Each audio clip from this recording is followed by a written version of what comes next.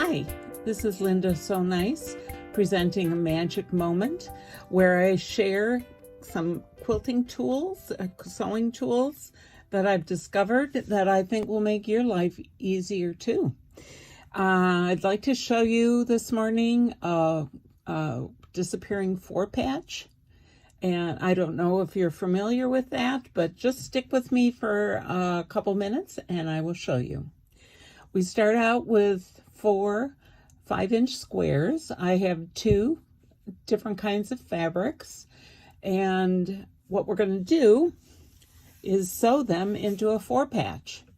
And so that just means sewing the 2 sides together, and we're going to press towards the large flower side. And then the big thing about this is getting a nice crisp joining seam right in the middle here. And to do that, we need the seams pressed in different directions. So this first one I have pointing in this direction, and on the other side it's pointing in that direction. Now, if you've done any kind of sewing of seams, it's real easy for this seam to get pushed on the away from where you want it to be. And so usually we use 2 pins, maybe one on this side and one on that side, but that can extra time. So I have discovered a forked pin, and this particular one is made by Taylor Seville, and it has a handle that has ridges on it so that you can grasp them quite easily. And then the needle part, the pin part, has nice sharp points here. So all I need to do is put the seams in opposite directions, and they kind of nest in there. You kind of feel them get kind of snug, and then if you fold it back, you can see that the seams are meeting nicely in the middle. And I'm just going to stick a pin right there to hold them in place.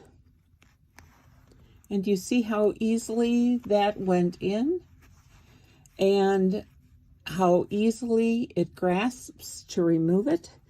So I'm just going to sew this up off camera, and then I will show you what that looks like.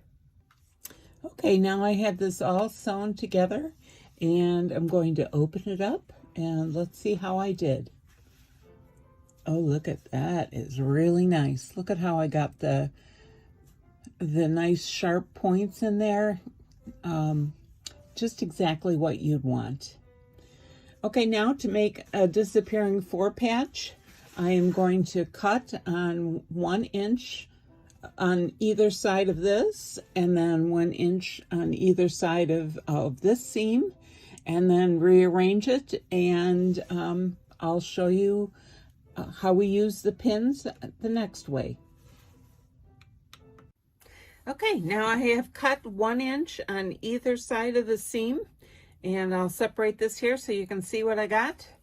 Now I am just going to rearrange. I'm going to take the top one here and move it to the bottom.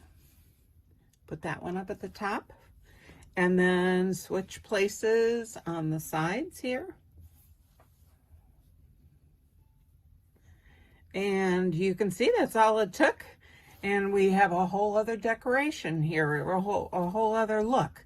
And you're going to find that when we sew these together, these 3 here, and then these 3, and then these 3, we're going to find that we automatically have opposing seams.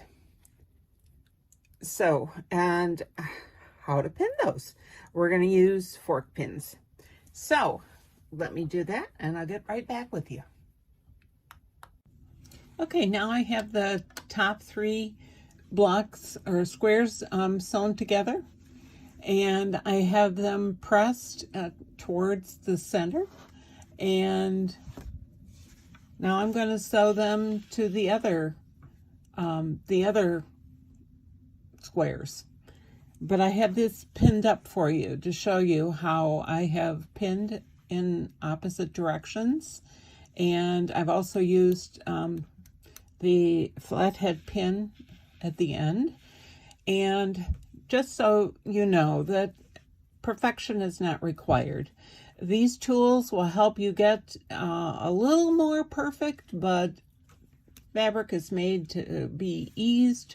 It has a little bit of stretch to it when you're cutting it on the cross grain, and you still get beautiful results. So I'm going to sew along here, and then I will put the block together. Okay, I got it done. This is my disappearing 4-patch, and that was a lot of fun to do, and it really helped that I had the tools to make it easier.